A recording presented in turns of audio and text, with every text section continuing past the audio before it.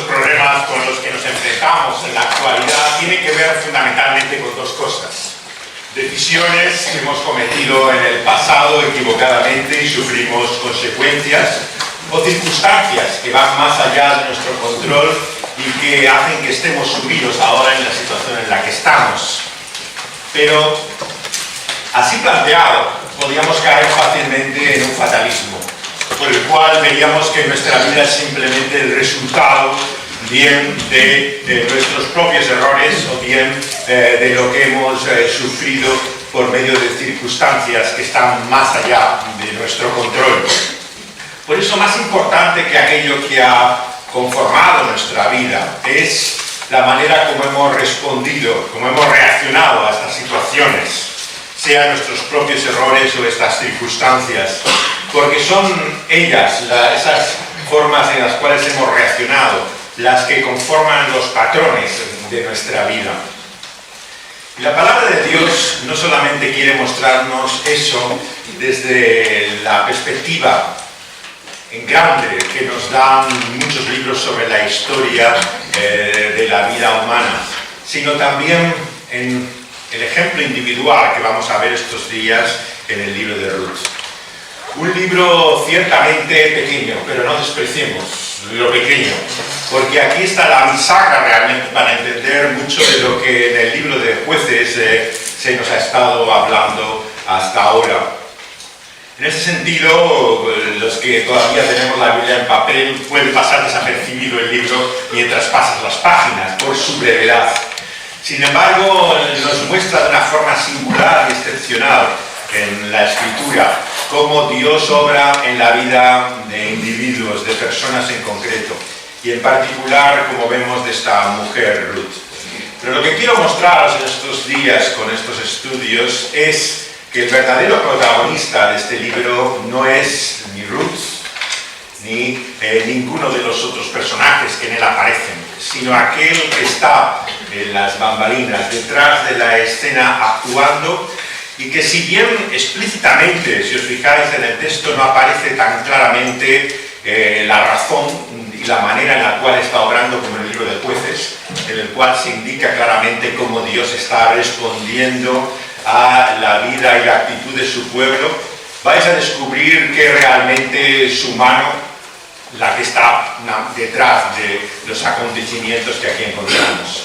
Vamos a considerar hoy, en esta primera exposición, en el primer capítulo, cómo este libro de Ruth nos muestra así también esa mano invisible de Dios que se muestra en este episodio que se da en la historia de los jueces. Porque así dice la palabra de Dios y comienza nuestro libro.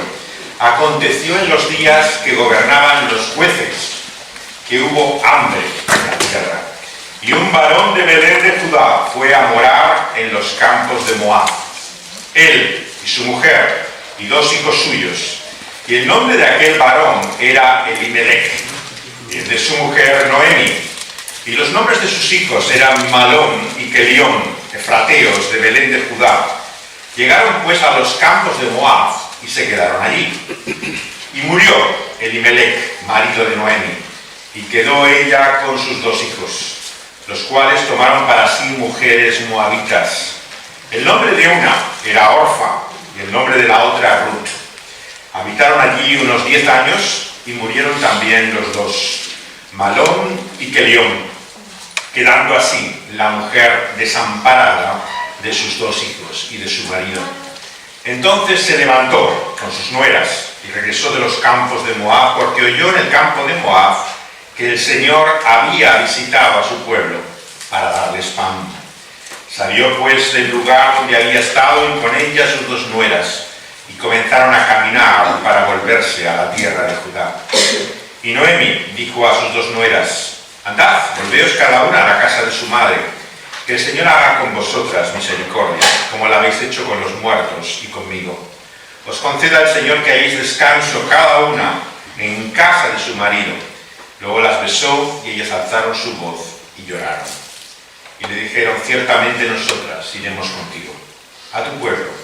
Y Noemi respondió: volveos, hijas mías, ¿para qué habéis de ir conmigo? ¿Tengo yo más hijos en el vientre que puedan ser vuestros maridos?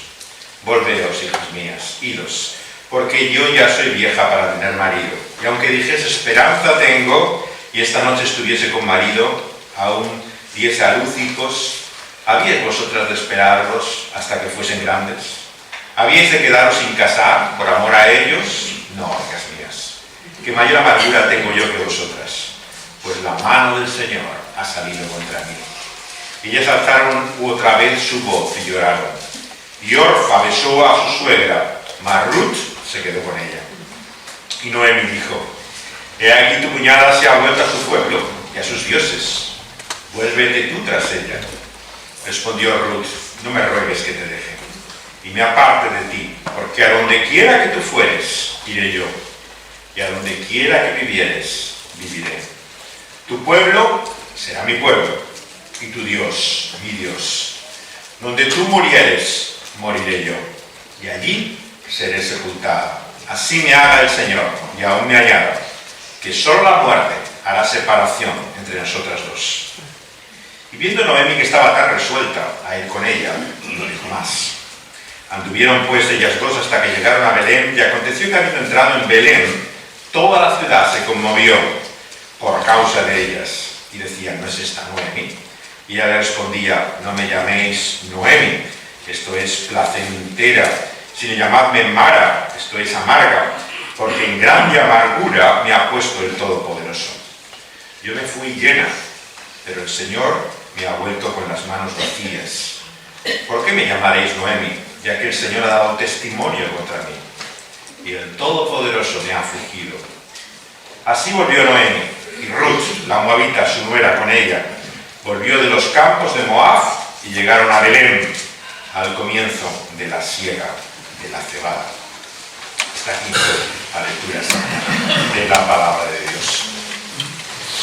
En la vida todos tenemos deseos, sueños, ilusiones que buscamos realizar, cumplir, ¿no? Y aquellos que llegamos ya a cierta edad empezamos ya a tener la convicción plena de que mejor olvidarse de ellos, porque realmente lo que nos quedan son 4 telediarios. Y sin embargo, precisamente en esos momentos tal vez somos más vulnerables a hacer cambios radicales o drásticos en nuestra vida, a intentar experimentar, ¿no?, de vivir cosas que no hemos tenido hasta ahora la oportunidad de hacerlo. Nuestra vida una y otra vez está compuesta de decisiones que sospechamos que pueden haber sido equivocadas, pero también circunstancias que no podemos explicar. El porqué de las cosas no es tan sencillo, y aunque algunas veces los creyentes se apresuran a decirte es la voluntad de Dios, sabemos que no tienen ningún teléfono rojo por el cual les han comunicado que eso que te está pasando es de una forma especial relacionado con algo que tú hayas hecho o estás viviendo. Por supuesto que la voluntad de Dios está sobre todas las cosas, claro. Sería una necedad, a la luz de lo que hemos leído, negar la soberanía de Dios. Claro, Dios tiene control sobre todas las cosas, pero no es tan fácil explicar el porqué de cada una de ellas. Así, cuando intentamos moralizar, como tanto se hace hoy en día, no solamente la Biblia, sino cualquier cosa en nuestra vida y nuestro mundo actual, nos podemos apresurar a juzgar cosas que la Escritura misma no dictamina realmente si fueron errores o aciertos de ellos, simplemente te dan los hechos. Y esto resulta frustrante, claro, para muchos creyentes, porque querríamos claramente que hubiera una valoración, que se dijera si eso estaba bien o estaba mal lo que había hecho.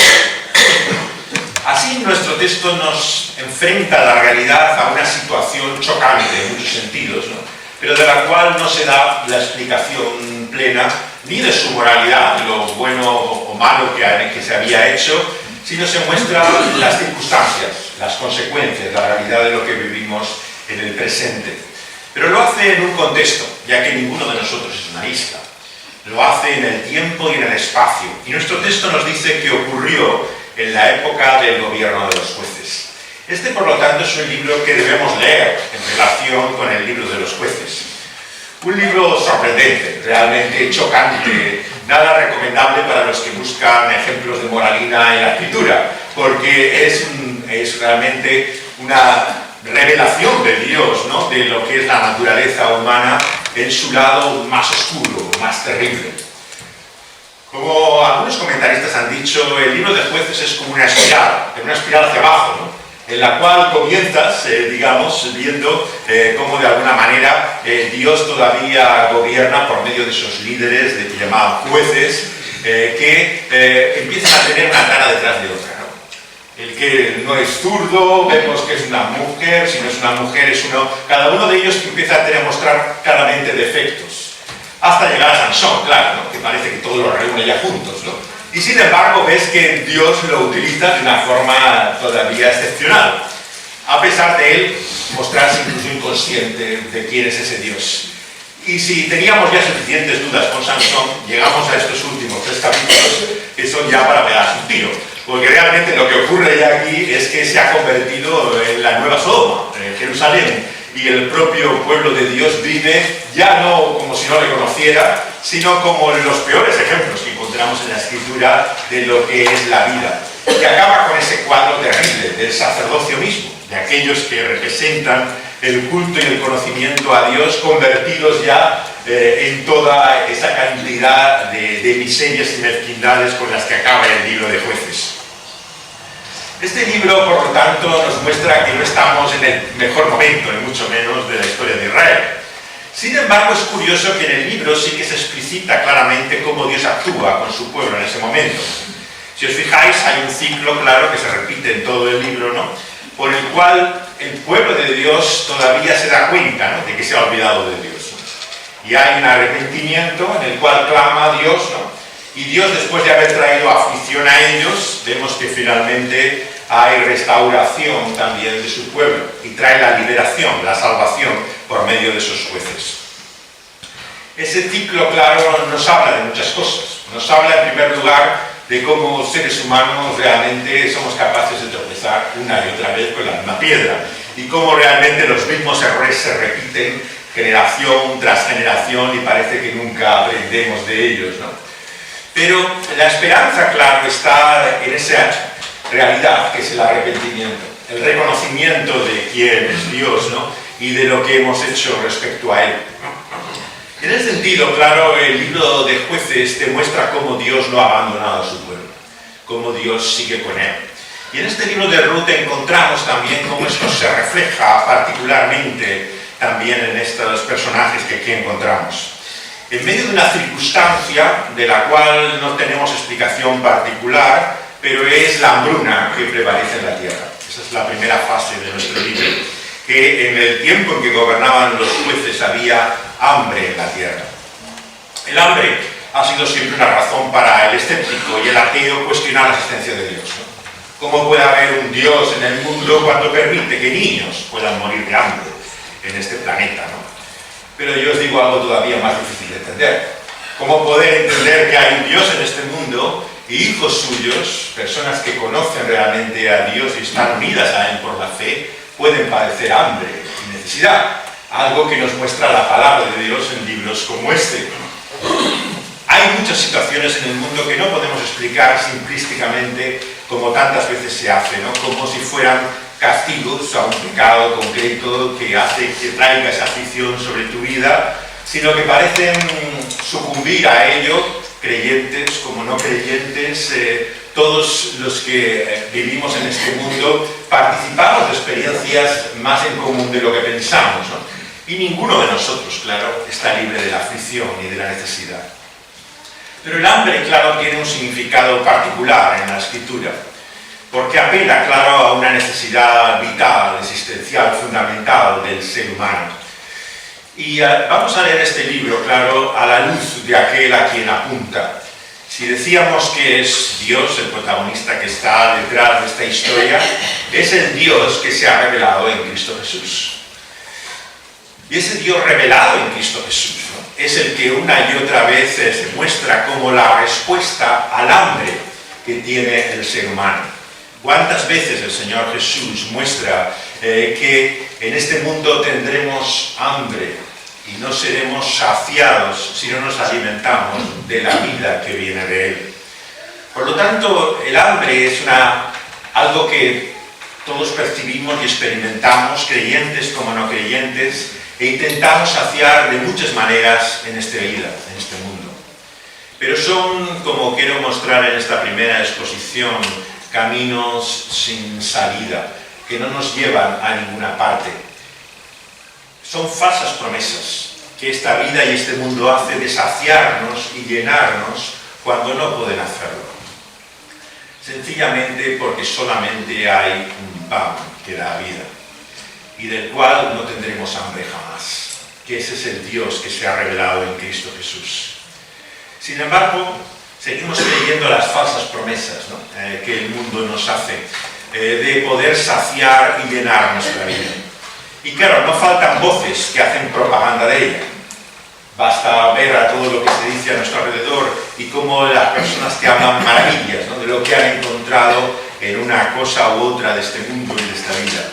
Cómo finalmente han hallado realización, cómo finalmente han encontrado satisfacción, se han descubierto quiénes son a sí mismos.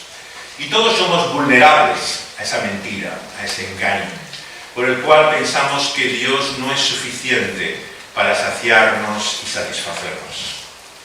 ¿No es incluso esto la mentira del maligno desde el Edén? Cuando le sugiere a Eva en aquel momento que ese Dios que conoce y que le ha dado la vida, en el fondo no busca el bien para ella. Lo que quiere es reprimirle, restringirle, limitarle lo que este mundo puede ofrecerle. Por lo tanto, la explicación que da la Escritura desde los primeros capítulos de la Biblia, ya en el tercero del Génesis, a la realidad que llamamos el pecado, el problema fundamental del ser humano, la primera lección clara que entendemos de la Escritura, que está en el fondo, en la base de toda nuestra insatisfacción. Sin embargo, esa realidad intenta ser una y otra vez eclipsada y ocultada por la sugerencia del tentador, engañador y mentiroso desde el principio, de que viene de que estamos buscando ser saciados en el lugar equivocado. No es el autor de la vida, el creador, el Señor de ella, el que puede llenarnos, sino que el mentiroso y engañador nos dice que solamente encontraremos satisfacción cuando nosotros mismos probamos, experimentamos, buscamos lo que a nosotros nos conviene. Y es por esto que todos estamos en la situación de ese hijo pródigo de la parábola del Señor Jesucristo, del capítulo 15 del Evangelio según Lucas. Todos buscamos también de alguna forma la realización y satisfacción lejos de la casa del Padre. Hemos querido vivir con los dones y lo que Él nos da, pero sin Él. Hemos deseado su muerte, que Él no contara ni existiera, pero vivir con la parte de la herencia que creemos que nos corresponde. Y nos encontramos como los personajes de esta historia y aquel hijo pródigo, que finalmente es un camino que no nos ha llevado a ninguna parte. Como se da cuenta volviendo en sí, arrepentido en aquel momento, aquel hombre que había dejado la casa de su padre, se da cuenta que no ha sido lleno ni saciado. Todo lo contrario, que ha perdido lo que tenía cuando estaba al lado de su padre. En ese sentido, claro, como toda palabra de Dios nos quiere llevar también, no solamente al conocimiento de nuestro problema y de la realidad de quién es Dios, sino también a ese cambio, a ese volver en sí, a ese arrepentimiento al cual nos llama la palabra de Dios. Y aquí llega también en nuestro texto esa palabra de vida a estas mujeres, de que hay pan en aquel lugar que han dejado, que si vuelven de Moab, el lugar al cual han ido buscando ese alimento que no han encontrado, ahora lo podrán hallar si vuelven el camino que han hecho anteriormente desandándolo. En ese sentido, cada uno de nosotros estamos en el lugar de estas mujeres. Nos encontramos que la palabra de vida viene a nosotros cuando volviendo en sí, cuando comprendiendo lo que es la realidad de nuestra situación, de que el mundo y esta vida no nos ha dado lo que promete, que no ha podido llenarnos ni satisfacernos, escuchando esa palabra de vida, emprendemos el camino de vuelta a casa. Y así nos encontramos que la historia de estas mujeres está unida a un varón de Belén que ya se encuentra como fallecido. Él fue a morar en los campos de Moab, él, su mujer y sus 2 hijos. Y su nombre era Elimelech, que significa que el Señor reina. Todavía más asombroso cuando pensamos a la luz de los nombres, las circunstancias de estas personas, ¿no? ¿Qué es lo que le había llevado a este hombre a ir a Moab? Para entender un poco la geografía teológica, digamos, que hay detrás de estos lugares, tenemos que entender qué es Moab realmente en la Escritura. Moab es un pueblo que nace de un pecado vergonzoso, realmente escandaloso, como fue el incesto de Lot con su hija mayor. Era para muchos el signo de la maldición, ya desde el principio, como vemos en el Génesis, de lo que era el origen de este pueblo. Y como tantos de estos pueblos que rodeaba al pueblo hebreo, vemos que estaba en completo conflicto con él. Lo encontramos así en los días de Moisés, como en los días de los jueces. Y sin embargo, aquí está, este varón yendo precisamente a Moab. Y es importante entender que Ruth, que es el personaje que a partir de ahora se va a destacar, siempre va acompañado su nombre de Ruth la Moabita. Es como que estuviera la clave ahí realmente de lo que ella es y representa. Y nos habla en definitiva de cómo Dios ha tratado con nuestras miserias, con nuestros enemigos, con nuestras vergüenzas. De cómo Dios es verdaderamente la única esperanza que tenemos en este mundo. Y cómo Dios puede no solamente permitir, sino convertir que aquello que está bajo ese signo de la ira de Dios y de su maldición se convierta en un medio al cual alcanza su salvación. Es más, por el cual Dios mismo va a hacer la redención también y liberación de su propio pueblo y la humanidad entera, por medio de aquel que, no lo olvidemos, tiene sangre moabita. La genealogía de Jesús apunta claramente a que el sentido de este libro es como Dios ha querido venir a este mundo, no quedarse como mero espectador, aquel que conoce y sabe lo que en él ocurre, sino viniendo a este lugar, que es Belén, a adquirir la naturaleza, la sangre, la genealogía precisamente de esta mujer también moabita que es Ruth. Y nos habla de lo sorprendente, de lo asombroso que es nuestro Dios, de cómo tantas veces acortamos realmente la medida y la extensión, la profundidad de su gracia. Cómo Dios se complace precisamente en salvar no solamente a sus enemigos, sino convertirlos en el instrumento mismo de salvación también para este mundo, como es el caso de Ruth. En ese sentido, no debemos desesperar. Muchas veces, en una situación como la que estamos viviendo hoy en el mundo, el cristiano se vuelve fatalista. Lo ve todavía todo cada vez más negro. El mundo está en contra nuestra, va en la dirección equivocada, esto no tiene ninguna salida, y realmente nos volvemos incrédulos.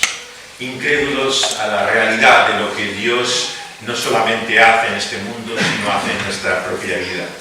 De cómo Dios es capaz de cambiar y transformar incluso aquello que es la mayor abundancia y manifestación del mal y el pecado en una sobreabundancia de su gracia.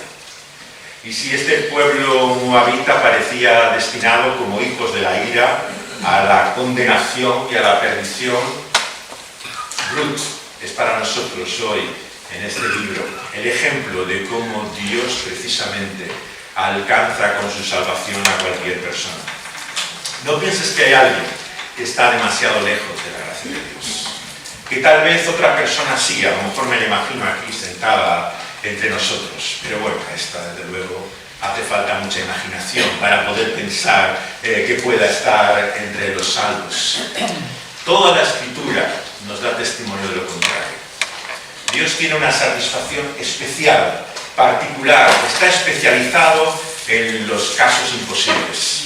Y toda la palabra de Dios nos muestra que no hay nadie demasiado lejos de la gracia de Dios que puede alcanzarlo. Pensemos en el Nuevo Testamento. ¿Quién es aquel que llena muchas de las páginas de esa segunda parte de la Biblia? Sino Saulo, el perseguidor de la iglesia, el que maldecía el nombre de Cristo, el que en su fanatismo era capaz de recorrer la tierra buscando a los seguidores de Jesús para acabar con ellos.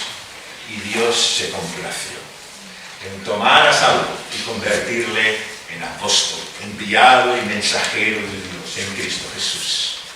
Y no es capaz de hacerlo con esa persona que tú conoces y te parece imposible que ella pueda llegar realmente a conocer a Dios. La Escritura nos muestra que el propósito de Dios, como vemos claramente en esa revelación en su nuevo pacto, es unir tanto hebreos como moabitas en un solo pueblo, derribando esas murallas, esas separaciones que ha habido a lo largo de la historia y creando un solo pueblo a través de su Hijo Jesucristo. Por lo tanto, no hay mayor necesidad que nosotros dedicáramos ahora a crear esas separaciones, a crear esas barreras. Si Él mismo las ha derrumbado, ¿cómo nosotros vamos a intentar otra vez reedificarlas? Dios ha querido hacer así, tanto del judío como del gentil, un solo pueblo por su salvación en Cristo Jesús. Y Ruth es un claro ejemplo en el Antiguo Testamento de ello, de cómo no es una excepción, sino que realmente el corazón de Dios alcanzar así a esta mujer.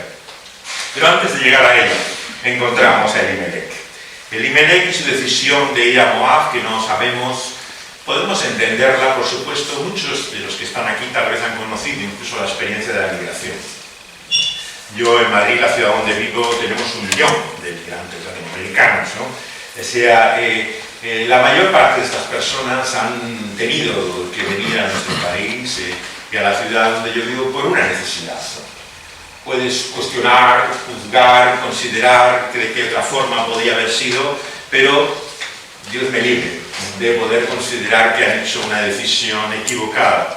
Todos podemos entender que cuando este hombre estaba en esa necesidad, ¿no?, él y su familia, con la responsabilidad que tenía, fue a donde pensamos que no debería ir, ¿no?, que era Moab, a buscar el sustento, el alimento para poder sobrevivir.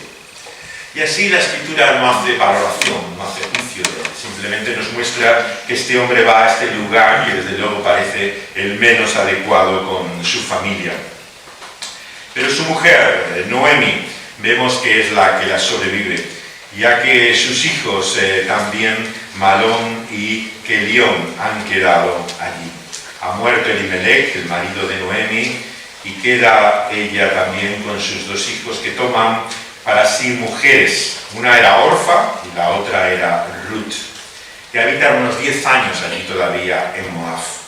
Pero mueren, versículo 5, también esos 2 hijos, Malón y Kelión, quedando así la mujer desamparada de sus 2 hijos y de su marido. La situación de vulnerabilidad, por lo tanto, en la que encontramos a esta mujer, Noemí, es lo primero que se destaca de ella. Claro, tenemos que trasplantarnos en lo que es el mundo antiguo, en lo que era la situación de la mujer. Este año es el aniversario de Jane Austen, la novelista inglesa de tantos libros que han llenado realmente la mente y la imaginación. Y uno de los más famosos es Orgullo y Prejuicio, ¿no?, que comienza con este libro, con esta frase, ¿no?: es una verdad universalmente aceptada, ¿no?, que una mujer tiene la necesidad de casarse con un hombre que tenga los medios y la fortuna para poder darle el futuro y la seguridad. Y claro, esa visión del mundo de Austen nos parece muy lejana, porque la situación que tenemos en esta parte del mundo es de una independencia de la mujer muy diferente a la que encontramos en la Biblia y en otras partes de nuestro planeta, donde todavía está en esa vulnerabilidad. Y una mujer sola, sabemos lo que eso podía suponer realmente. No tenía nada a lo que poder aferrarse, no tenía ningún futuro, no tenía ninguna seguridad más que la que le podría dar un posible matrimonio. Y el escenario, por lo tanto, que ella le presenta aquí a Ruth y Orfa es la única esperanza que tenían de salvación, que era el matrimonio. Una vez que habían perdido a sus hijos como maridos, ¿qué esperanza podían tener? El texto ya apunta a algo de lo que hablaremos más adelante, lo que era el matrimonio del levirato, ¿no? El matrimonio por el cual se comprometía, ¿no?, el hermano, ¿no?, a levantar la descendencia del que había muerto. Pero todavía no nos explica exactamente lo que esto va a significar en esta historia. Pero sí que en el presupuesto de ella está el que la edad que tiene no le va a permitir poder tener hijos. Y aunque los tuviera en ese momento a causa de un matrimonio, no podrían esperar a que finalmente pudieran casarse con ellos por la edad que tienen. Por lo tanto, el consejo de ellos es claro. El consejo de ella es claro en el versículo 8. Volveos cada una a casa de su madre, y que el Señor haga con vosotras misericordia, como lo habéis hecho con los que han muerto y conmigo. Noemí, por lo tanto, vemos que se nos muestra aquí realmente interesada, preocupada en la vida de estas mujeres, Ruth y Orfa, que han quedado viudas, y muestra que la salida más lógica y considerable es que intenten rehacer su vida en el lugar de donde provienen. Y el nombre de Dios aparece en nuestra historia una y otra vez, pero desde la percepción de estas personas que intentan entender, ¿no?, lo que Dios está haciendo en la vida y en el mundo. Y lo que comprende, como nos dice aquí las palabras de Noemí, es que si hay un Dios, lo que podemos esperar es que haga misericordia, dice en el versículo 8. Esta es la famosa expresión Hesed, ¿no?, el amor fiel que está en el contexto del pacto y de la alianza inmerecido, ¿no?, de Dios para con su pueblo. Es lo más fundamental que podíamos entender en la fe bíblica, la esperanza de que si hay un Dios, ese Dios tenga misericordia de nosotros. Y es en esa misericordia en la cual esperamos también. ¿Cuántas veces cuando escuchamos de alguien que ha muerto también podemos decir con justicia, ¿no?, esperamos que el Señor tenga misericordia de él? Porque es la única esperanza que tenemos. ¿O es que acaso podemos tener una esperanza basada solamente en su justicia? Si el Señor fuera simplemente justo, ¿qué seríamos nosotros? Estaríamos perdidos. Por lo tanto, nuestro ruego hasta el final de nuestra vida será que el Señor tenga misericordia de nosotros. Y lo deseamos así para este mundo que nos rodea. Tantas veces el cristiano, en sus palabras de juicio y de condenación, olvida la realidad de su misericordia, de que Dios no trata con nosotros como merecemos. Y si con este mundo tuviera que tratar justamente, no sé lo que quedaría de todos los que nos rodean.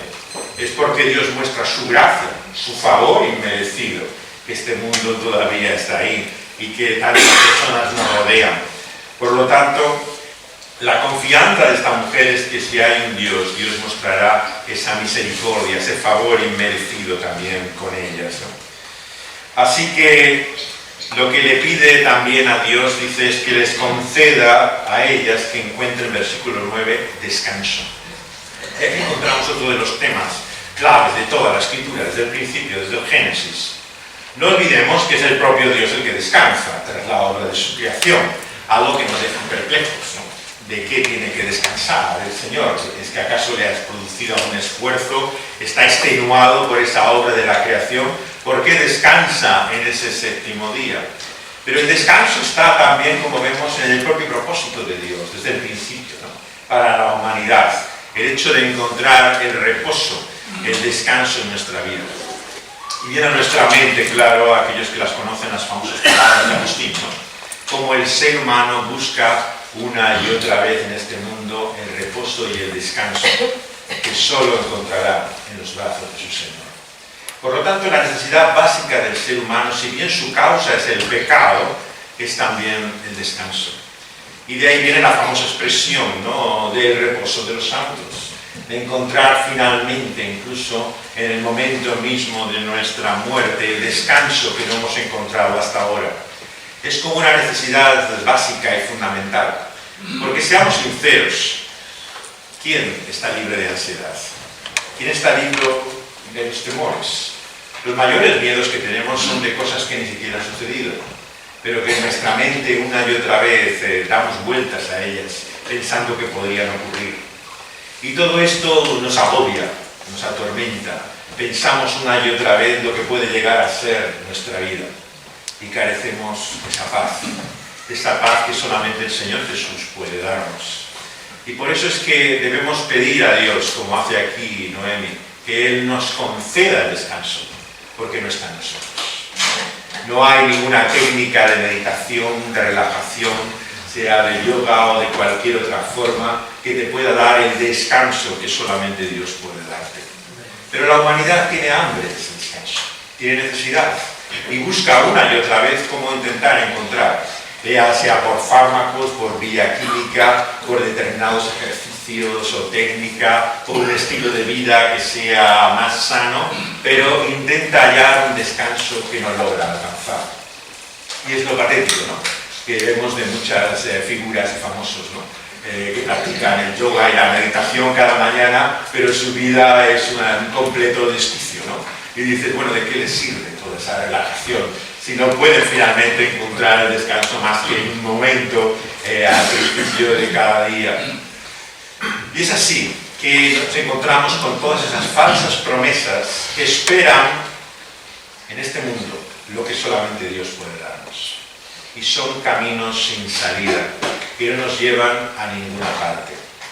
Y es así como se presenta a estos personajes al comienzo de nuestro libro. Estas mujeres desean, anhelan el descanso, la seguridad y el futuro que este mundo no puede darles. Es cierto que este mundo está lleno de ídolos, de falsos dioses, de los cuales esperan lo que solamente Dios puede darles. Pero tenemos que mirar también lo que el predicador de Nueva York, Tim Keller, llamaba la idolatría profunda. Todo el mundo entiende que el dinero es un dios en este mundo, y no hace falta ser creyente para decir que la gente vive por el dinero y es lo que le mueve, lo que explica la razón. Sabes que desde que abren la boca no tienen más que un interés, que es lo que pueden sacar de ello. No hace falta una gran profundidad psicológica para percibir la importancia que tiene algo como el dinero en la vida de la gente. Pero lo que no perciben es lo que llama este predicador la idolatría profunda. Porque el dinero, claro, al fin y al cabo es un medio. Es una forma en la cual intentas conseguir o alcanzar algo en la vida. Pero cada persona intenta conseguir algo distinto con ello. Hay personas que lo que buscan realmente con el dinero en la cuenta del banco es la jubilación, el descanso final de los últimos años de su vida sin preocupación. Y por lo tanto es simplemente para ellos el medio en el cual confían en un futuro que les parece más seguro de la incertidumbre presente. Otros lo que buscan es ser reconocidos, que la gente se fije en ellos. Tú eres lo que tienes, así vas, lo que has logrado conseguir en el mundo. Y son aquellos que el mundo admira. Otros lo que buscan es lo que pueden conseguir con ese dinero. Sea personas que rondan siempre a todos aquellos que tienen dinero en torno suyo, ¿no?, que aunque ellos saben que están solamente por su dinero, se hacen la ilusión, ¿no?, se quieren creer a sí mismos que de alguna forma compensan, ¿no?, lo que no tienen estando rodeados de ellas, ¿no? Cada uno busca por cada ídolo que podemos pensar, como es el dinero, también una idolatría profunda, lo que puede lograr alcanzar por medio de él, ¿no?, lo que se puede conseguir por él, pero que solamente Dios puede darnos. Y esta es la triste realidad. No tenemos que ver más que la historia, la biografía de todos los multimillonarios, de toda la gente que ha hecho su fortuna. Su vida finalmente lo que muestra es la insatisfacción. Nunca tienes suficiente, nunca encuentras descanso. Cuanto más tienes, más te preocupas por cómo mantenerlo, cómo poder aumentarlo. Nunca llega el momento, aquí tengo suficiente. Es como el jugador, que nunca le basta, ¿no?, con lo que ha conseguido, ¿no? Siempre tiene que poner en riesgo para conseguir más, ¿no? Así es la realidad de nuestra codicia, de nuestra avaricia. Por lo tanto, hay una idolatría profunda, ¿no?, que es la que busca ese descanso que solamente Dios puede concedernos y darnos. Y eso nos lleva al segundo punto también de nuestra meditación, que es el misterio de la providencia de Dios. ¿Por qué permite Dios esta situación para estas personas. Es el juicio sobre su propio pecado, como se han ido de la tierra, del lugar que Dios les había dado, y habían tomado la decisión equivocada de irse a Moab, sufren las consecuencias. Pero seamos sinceros, ¿qué sería de nuestra vida si sufriéramos las consecuencias de nuestros errores? El Señor nos libra muchas veces, ¿no?, de lo que son las consecuencias de todas nuestras equivocaciones y errores. Dios no nos trata como nosotros merecemos. Y cualquiera que analice su vida se dará cuenta de eso. Es cierto que hay cosas que sufrimos que podemos ver la lógica, la evidencia, ¿no?, de que tienen que ver con malos hábitos, ¿no?, con vicios, con costumbres perniciosas que podemos tener, ¿no? Pero hay otras muchas situaciones en la vida que lo que vemos es simplemente la realidad de cómo Dios en su gracia nos ha librado de mayores males. Porque hay muchos males de los cuales no somos conscientes, de lo que podría haber llegado a ser nuestra existencia, ¿no?, si realmente esto fuera la ley del karma, la causa y el efecto. Esto haces, esto recibirás. Esto vemos que sigue siendo también la creencia de la religión y la moralidad de nuestro mundo. Piensan que es así de sencillo. Cuando sufres algo es la consecuencia, si no de tus propios errores, hasta de vidas pasadas, ¿no?, por la reencarnación que hayas tenido en el pasado, ¿no? Pero esta no es la visión bíblica. Nunca entendemos que lo que sufre el pueblo de Dios es por causa simplemente de un pecado generacional y mucho menos de una vida anterior. Claro, explicarme cómo podéis entender el principio de la causa-efecto del karma, ¿no?, en el sufrimiento de un pueblo como el judío. Pensamos que los 6 millones que fallecieron en el holocausto nazi, ¿no?, estaban pagando por un mal que habían hecho antes. En ningún lugar entendemos en la Escritura que esta sea la lógica del dolor y del sufrimiento.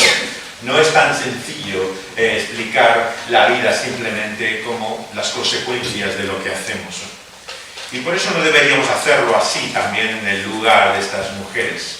Probablemente hayan tomado la decisión equivocada, en todo caso, Elimelech, el hombre que decidió llevar a su familia allí. Pero ellas sufren esas consecuencias también en su vida y vemos que viven esa tremenda desolación y amargura. Tras plantearle, por lo tanto, ¿no?, la falta de esperanza que tienen de que pueda casarse con un hijo que ella pudiera tener, vemos que lloran, se besan y se despiden en el versículo 14. Y una de ellas se vuelve a su pueblo y dice el versículo 15 que a sus dioses también, ¿no? Y esto te habla también de otra realidad del misterio de la providencia. ¿Por qué cuando nos viene un mal, una desgracia, a algunas personas les acerca más a Dios y a otros les aleja aún de todo? Y es la misma situación, la misma terrible tragedia, la que a algunos ha fortalecido su fe y a otros les ha hecho abandonarla. Por lo tanto, las circunstancias no explican claramente, en este sentido, nuestra confianza o desconfianza en Dios, ¿no?, nuestra fe o incredulidad. Quien intenta explicar la vida simplemente a raíz de las circunstancias se encontrará con enormes interrogantes.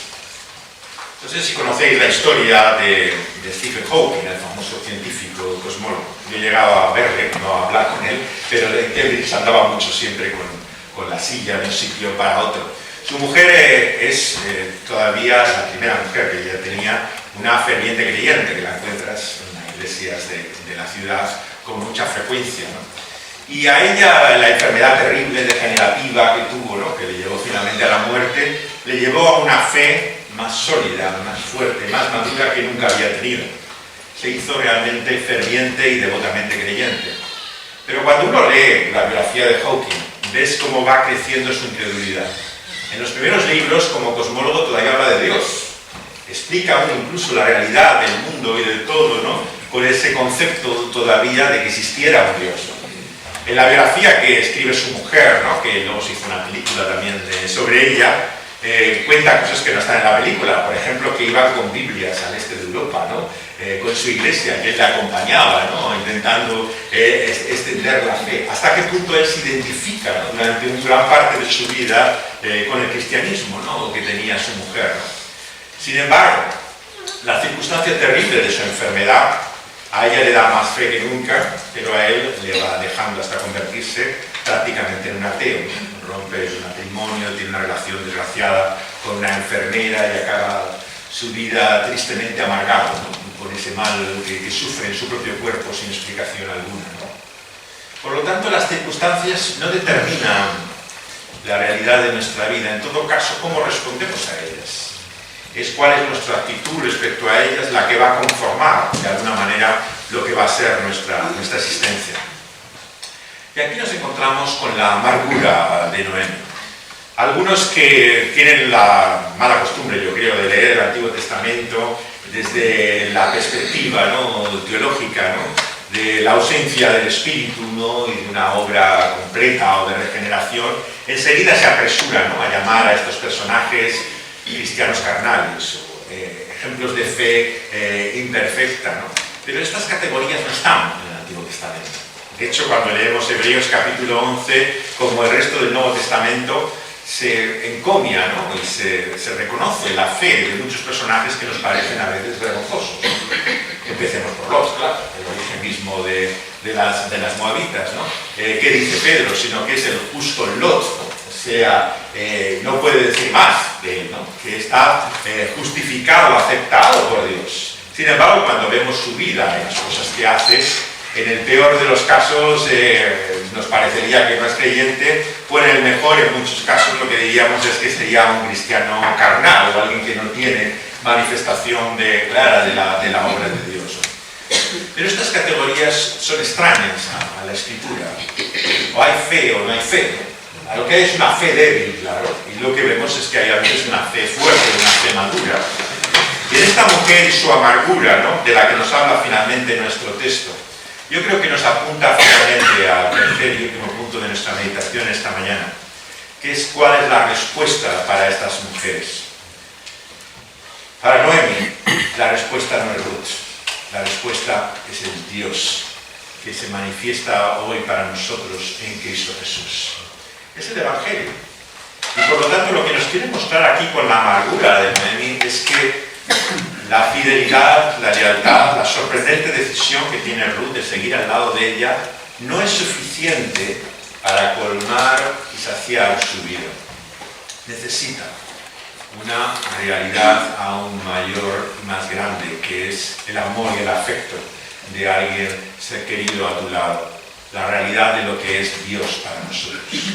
Y eso nos lleva finalmente a entender que el único camino de vida, la única vuelta y regreso al hogar, no solamente es volviendo en sí, sino descubriendo quién es el Dios que se revela en Cristo Jesús.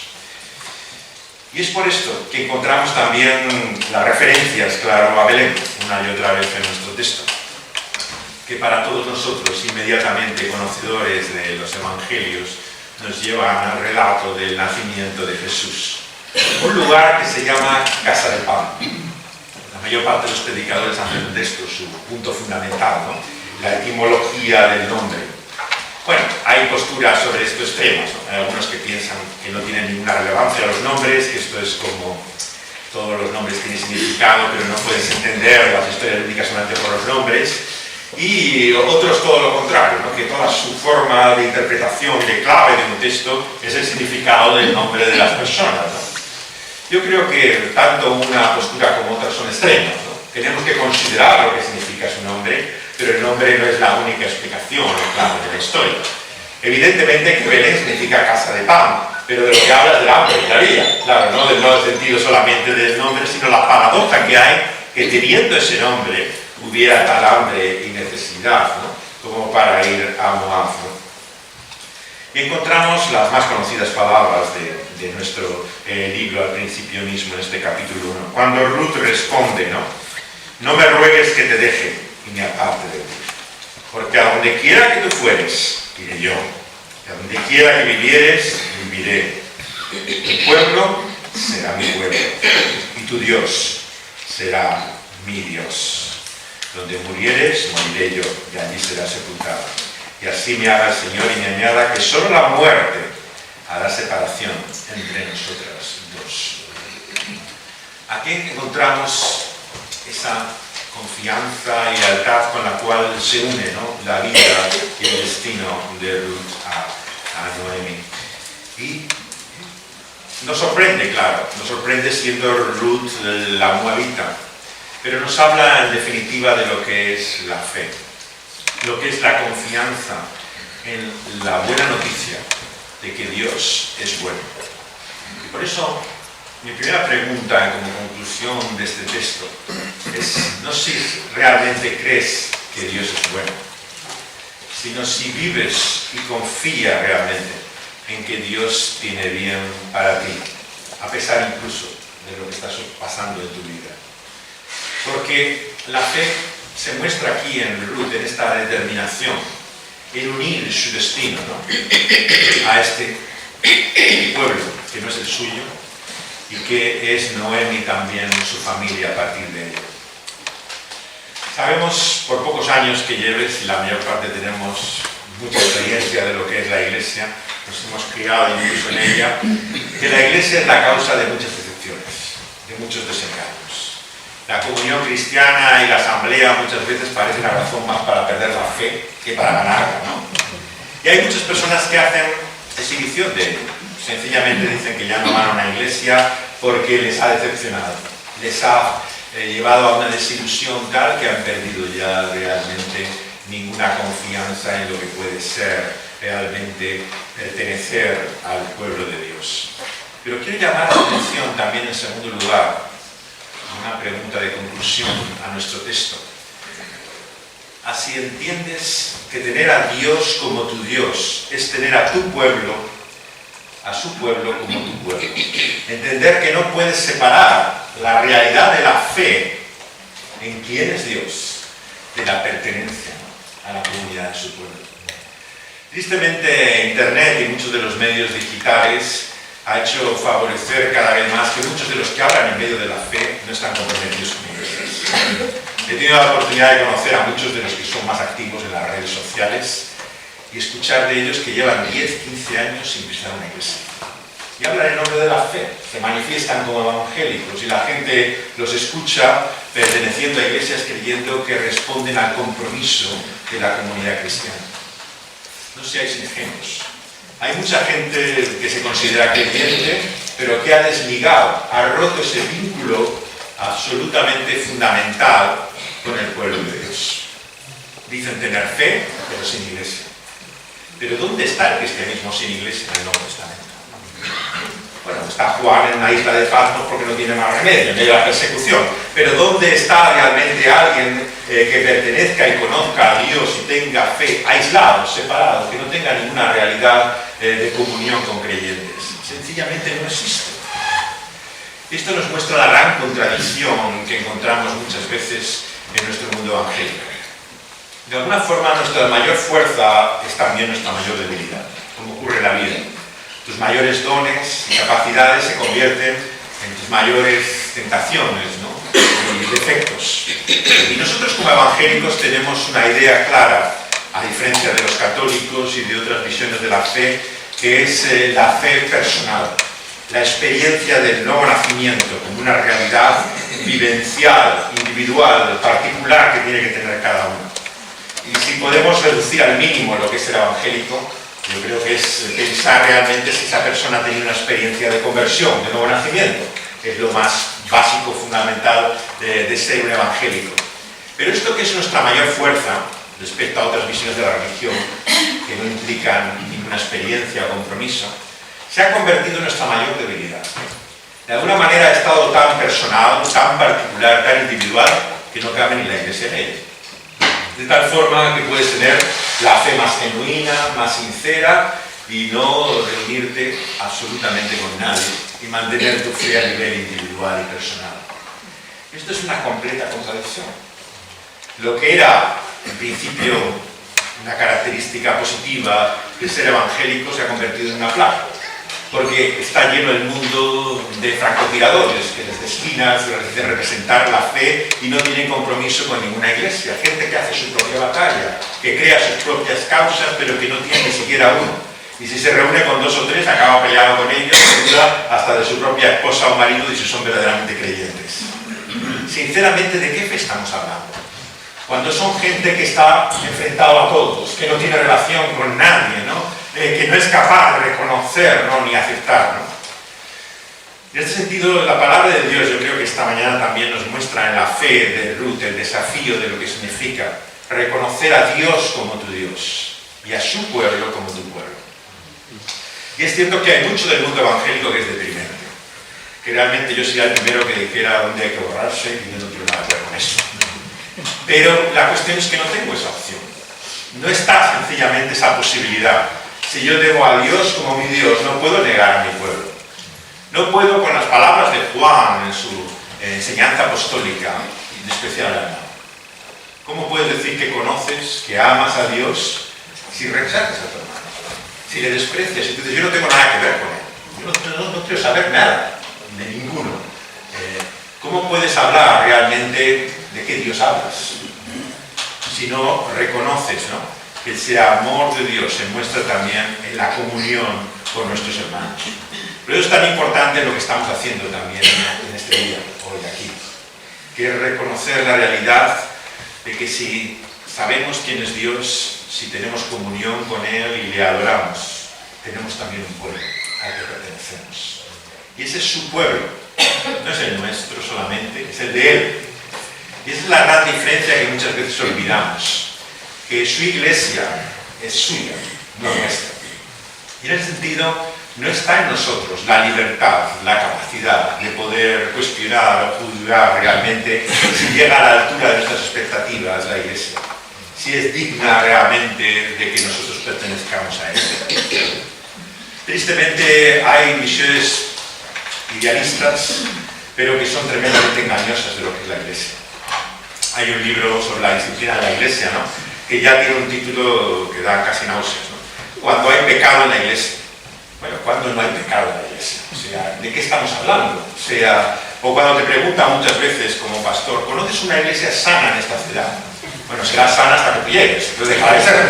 Porque desde luego, ¿de qué concepto estamos hablando, ¿no? Esta visión perfeccionista, ¿no?, que tenemos muchas veces, ¿no?, de la iglesia, en primer lugar, nos ciega a la realidad de nuestro propio pecado. No nos damos cuenta del elemento corruptor, contaminador que somos nosotros mismos, ¿no?, allá donde estamos. Y se muestra esto tanto en nuestra conducta, nuestras palabras, como en nuestra mente, ¿no? Mucha gente se enorgullece de tener la sana doctrina. Pero si el pecado ha afectado a toda nuestra vida, incluido nuestra mente, nadie tiene una doctrina perfecta. Nadie conoce la palabra de Dios y su enseñanza como debiera ser. Porque no tenemos todavía la mente de Dios. Tenemos su revelación, la iluminación de su Espíritu, pero nadie tiene un conocimiento perfecto de quién es Dios, ¿no?, y de lo que significa su voluntad. Por lo tanto, la palabra de Dios nos llama una y otra vez a reconocer con humildad, ¿no?, la realidad no solamente de nuestros defectos, ¿no?, sino de lo vergonzoso, lo lamentable que muchas veces somos como pueblo para nuestro mundo.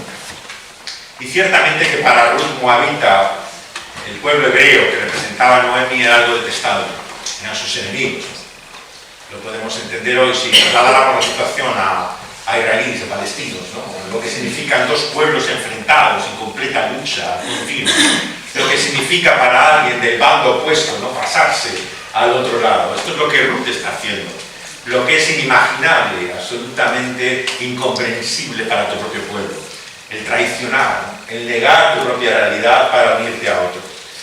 Pero este es el milagro de la conversión, por el cual ella tiene esa voluntad clara de quedarse con Noemi y de que su pueblo sea también ahora el suyo. Y viendo a Noemi que estaba tan resuelta y con ella, ya no dijo más. Y acaba nuestro texto diciendo que anduvieron pues ellas dos hasta que llegaron a Belén. Y aconteció que al hayan entrado en Belén, toda la ciudad se conmovió por causa de ellas. Y decían, ¿no es esta Noemi? Y ella responde entonces, no me llaméis Noemi, placentera, sino llamadme Mara, amarga, porque en grande amargura me ha puesto el Todopoderoso. Y mi última reflexión, por lo tanto, en esta mañana va precisamente al sentido mismo del Evangelio, como la respuesta a la necesidad no solamente de Noemi, sino también de cada uno de nosotros. Cada uno de nosotros llevamos amargura dentro de nosotros. Si seamos sinceros y honestos, puedes estar sentado aquí en el banco, pero pensar que Dios no ha estado a la altura de las circunstancias. Que tú esperabas algo más del plan maravilloso de Él para tu vida. Que no estás con la persona que tú querías, que estás solo, mal acompañado, que no haces el trabajo y la tarea a la cual tú creías que tenías dones o capacidades. Que realmente la vida te ha traído enfermedad, problemas que piensas que no mereces. Y podemos estar aquí adorando, alabando a Dios, reconociéndole, pero en nuestro interior vivir la amargura que tiene Noemi. Y la Escritura es muy importante, que apunta también finalmente a nuestra honestidad. ¿Qué son los salmos? Si una expresión honesta de nuestros sentimientos. En nuestra alabanza muchas veces se ha espiritualizado tanto, ¿no?, que no cabe lugar amargura como la de Noemi. Todo es un estado exultante, absolutamente eufórico, ¿no?, en el cual parece que en la fe no hay lugar para el desencanto. Pero ¿por qué tiene esa amargura Noemi? Yo creo que no está la respuesta simplemente en un pecado en particular de ella o de la víctima que pueda ser de la decisión de su marido, sino en el hecho de que necesita a ese Dios que no solamente no está ausente, que escucha y conoce, sino que viene a esa ciudad de Belén, en medio del tiempo, del espacio y en la historia, a identificarse con nosotros, en nuestra hambre, en nuestra amargura. Porque, ¿qué es lo que el Señor mismo nos revela de sí mismo, en su realidad encarnada en Cristo Jesús? Sino que Él viene como varón de dolores, como alguien que experimenta la realidad del sufrimiento que nosotros vivimos, es más de la expresión. Y por lo tanto aquel que nació y vino a este mundo en el pesebre de Belén, nació y vivió bajo la sombra de esa cruz, del dolor y el sufrimiento con el cual se identifica hasta sus últimos términos. Y clama, no lo olvidemos nunca, desde aquel madero: Dios mío, ¿por qué? ¿Por qué me has desamparado, me has abandonado? Por lo tanto, el clamor del Señor no solamente es nuestro clamor, sino que es nuestra salvación y redención. Él llevó sobre sí mismo toda nuestra decepción, toda nuestra amargura, todas nuestras malas decisiones, todas las circunstancias que han amargado nuestra vida. Las llevó sobre su propia espalda y las cargó en aquel madero de la cruz, para que tú y yo no tengamos que llevarlas para siempre. Por lo tanto, aunque es cierto que todavía tenemos razones, nos parece, para estar amargados, la respuesta es el Evangelio. El Señor ha venido a librarnos, a quitar esos males de nuestra vida para siempre. Y Él llevó todas nuestras dolencias, en sus heridas sufrió por nuestras enfermedades. Él padeció por nuestras ofensas, por cada una de nuestras deudas. Y es cierto que no estamos libres de ninguna de ellas todavía ahora. Todavía padecemos y sufrimos, todavía pecamos y una y otra vez fallamos. Pero debemos creer el Evangelio, que Dios es capaz de librarnos y salvarnos por lo que Él ha hecho en Cristo Jesús, por su muerte y su resurrección. Por lo tanto, es en esta luz finalmente que debemos ver esta historia. Es cierto que lo que encontramos aquí es la amargura de ella. Una amargura que la ve de la mano de Dios mismo, el Todopoderoso. Porque fijaos bien que la esperanza profética entiende que ese sufrimiento que va a padecer el siervo del Señor, ¿no?, venía de la mano misma de Dios. Era Dios mismo el que le iba a hacer padecer también en aquella su agonía, su pasión. Pero dice: me fui llena, pero el Señor me ha vuelto con las manos vacías.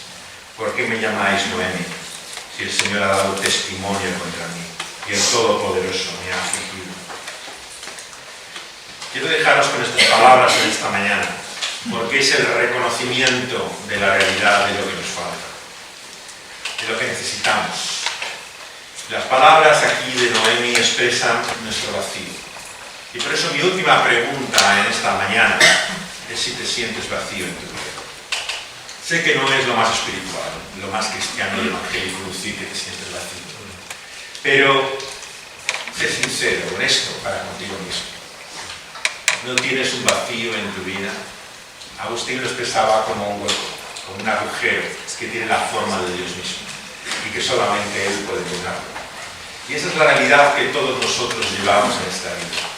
Un vacío que solamente Dios puede llenar en Cristo Jesús. Y por lo tanto venimos ante Él con las manos vacías. Fijaos lo que una y otra vez la Escritura resalta. No podemos venir a Dios con nuestra satisfacción, con nuestra justicia propia, pensando que estamos a la altura de las circunstancias. Recordar a aquellos dos hombres que van al templo y de los que habla Jesús. Aquel que estaba lleno de sí mismo, que decía, yo no soy como este pecador miserable, y daba gracias a Dios por su justicia propia. Nos dice el Señor Jesús que aquel hombre no volvió a casa justificado. El que volvió justificado a casa es el que clamaba miserable de mí, en su pecado. Por lo tanto, lo que necesitamos al venir ante Dios en esta mañana, en nuestra vida, en este día, es manos vacías. Las manos vacías de entender que no hay nada que ofrecer a Dios, más que en todo caso nuestro pecado. ¿Qué llevamos a la cruz del Calvario? ¿Qué aportamos nosotros en su salvación? ¿Qué es lo que contribuimos nosotros para poder ser libres de nuestro mal? Lo único que tenemos es nuestro pecado, nuestro mal. Por lo tanto, las manos vacías es la única actitud en la cual podemos llegar ante Él. Y fijaos que ella siente que el testimonio y el Todopoderoso está detrás también de su aflicción. Por eso yo no sé realmente lo que te atormenta hoy en tu conciencia. Pero te puedo decir que yo muchas veces pienso que sufro y padezco lo que hago por causa de mi pecado. Y en el fondo de mí y en mi interior más profundo veo ese Dios del garrote que está ahí, en los cielos, esperando para darte el golpe en la consecuencia de tu propio mal. Y es entonces cuando tienes que clamar a Dios para reconocer su misericordia. Estaba estos días en Alemania, ¿no? Y en la teología de Martín Lutero, que tanta influencia tuvo en ese país, está siempre esa conciencia de su culpa. Una culpa que une toda su experiencia, ¿no? Y todo su pensamiento, ¿no? Y él tiene palabras tremendas sobre ella. Cuando estaba en el monasterio donde estuvo de monje en Erfurt estos días, ¿no? Me acordaba de estas palabras mirando la imagen de ese cruz en la iglesia. No puedes ver a Cristo como tu amigo si no lo has visto antes como tu enemigo.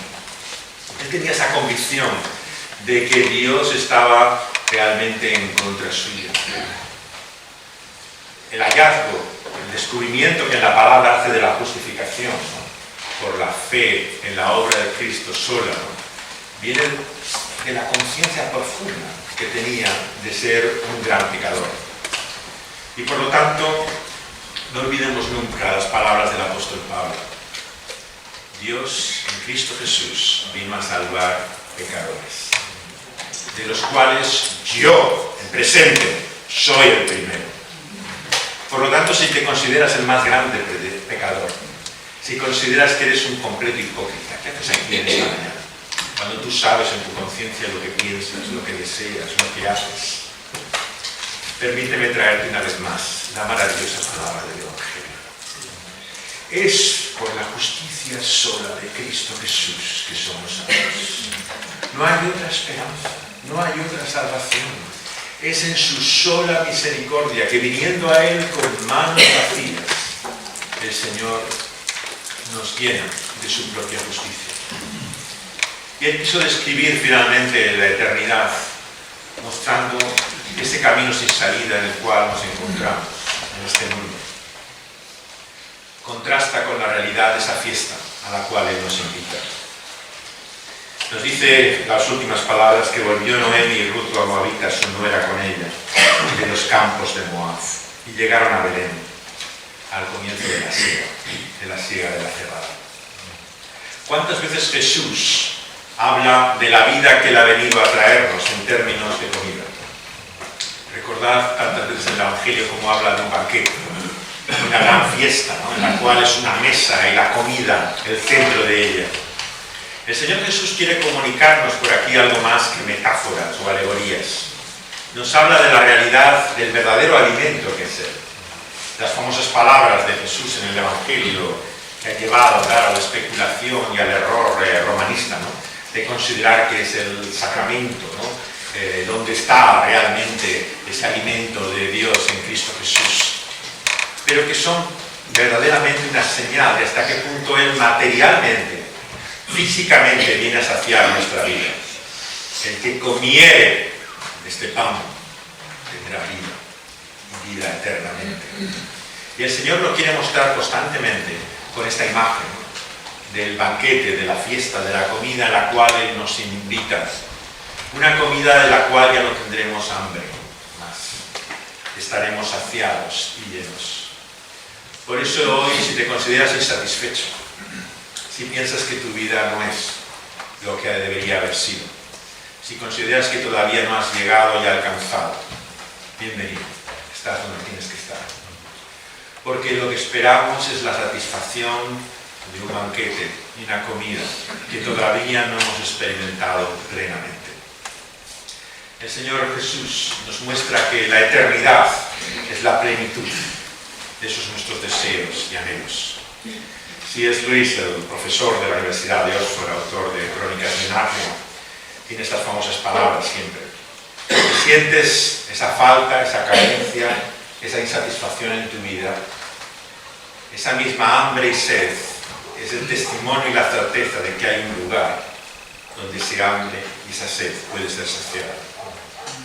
Y por lo tanto, así en esa luz entendemos tantos salmos en los cuales se nos habla del hambre y de la sed que tenemos de Dios. Por lo tanto, si consideras su falta, la carencia, la necesidad que tienes de Él, es precisamente porque conoces que en Dios mismo está la plenitud y satisfacción de Él. Salmos como el 42 y 43 nos apuntan a la realidad de que solamente Dios puede poner esa hambre y esa sed. Por lo tanto, si ves tu vida como insatisfecha, como irrealizada, es que el Señor ha venido a ti y ha puesto esa hambre y esa sed que está por su solo Espíritu, el Espíritu Santo en nuestra vida. Vamos a pedirle que el Señor no solamente la llene y la sacie, sino también que si no la tienes, que la ponga. El Señor se complace, se goza en dar el mayor regalo y don que podemos conocer en este mundo, que es el Espíritu Santo. Quien tiene el Espíritu Santo tiene la certeza, el consuelo en las palabras de Jesús, de la realidad de estas cosas. Y si tal vez te parecen bonitas palabras, pero nada que tenga que ver con la realidad, es que tienes todavía hambre y sed de tener ese testimonio del Espíritu. El Espíritu habla a nuestro espíritu, dice Romanos 8, de la realidad de quién es Dios, nuestro Padre. Un Padre que nos ama en medio de nuestra carencia, de nuestra necesidad, de nuestra culpa. El Espíritu intercede por nosotros cuando no tenemos palabras, ni siquiera para dirigirnos a Él. El Espíritu se contrista con nuestra vida. El Espíritu tiene la voluntad y la conciencia plena de la realidad de la obra que está haciendo en nosotros. Por lo tanto, quien tiene el Espíritu de Dios no es que tenga mucho en esta vida, es que tiene todo lo que podemos tener ahora en este momento. Y por lo tanto, si te falta esa obra y manifestación de tu Espíritu, debemos rogárselo a Él, suplicárselo a Él, porque a Él no hay que torcerle el brazo, no hay que obligarle, no hay que forzarle o chantajearle para que te conceda ese regalo. Él dice que es como un hijo que le pide a su padre comida, le va a dar una piedra en vez de pan. Así el Señor nos dará el mayor regalo, que es su Santo Espíritu. Por lo tanto, si todavía no lo tienes, quiero también que te unas a esta mi oración, que le pidas al Señor que entre en tu vida, que llene tu vida, que te dé esa hambre, esa sed de la verdadera vida, de la vida que merece la pena, que no es simplemente duración por una eternidad, sino que es satisfacción, que es la vida que no has encontrado, ni disfrutas todavía hoy. Pero Él solamente nos la da por el único camino de vida, que es Cristo Jesús. Por eso se lo pedimos en el único nombre que podemos hacer, porque el Espíritu no habla ni da testimonio de otro que no es de su amado Dios. Por lo tanto, nos dirigimos al Padre en el nombre del Hijo y le pedimos que por su Espíritu Santo nos dé la certeza, la seguridad, las arras, la garantía, el sello de que esto no son bonitas palabras, sino que Él puede saciar y llenar nuestra vida. Que Él puede darnos el descanso que en este mundo no tenemos. Que Él puede realmente darnos, finalmente, el reposo que necesitamos y anhelamos en esta vida y por la eternidad. Vamos a pedírselo así, vamos a rogárselo a Dios. Señor, venimos ante ti, oh Dios, sabiendo que tú no eres ajeno a nuestra vida, que tú eres el Todopoderoso, que tú estás detrás de las circunstancias de nuestra vida y que no podemos entender ni explicar muchas de ellas. No sabemos por qué sufrimos lo que sufrimos, ni entendemos cómo podemos cometer, Señor, tales errores, Señor, y equivocaciones en nuestra vida. Señor, nuestra realidad se conforma cada vez más, Señor, por un patrón y esquema de nuestra decepción, de nuestra amargura. Nos protegemos a nosotros mismos, Señor, en nuestra insatisfacción y negamos la realidad de que estamos vacíos, de que tenemos necesidad de ti. Tu palabra, por eso, Señor, por la obra de tu Espíritu, nos desnuda, nos quita, Señor, toda otra falsa esperanza, Señor, y convicción de que nuestra vida es otra de lo que es. Señor, te damos gracias por el testimonio que tú nos das en la vida de estas mujeres, de la realidad de quien tú eres. Señor, venimos ante ti con esa hambre y esa sed, sabiendo que tú te complaces en llenarla y saciarla, Señor, en nuestra vida, por Cristo Jesús.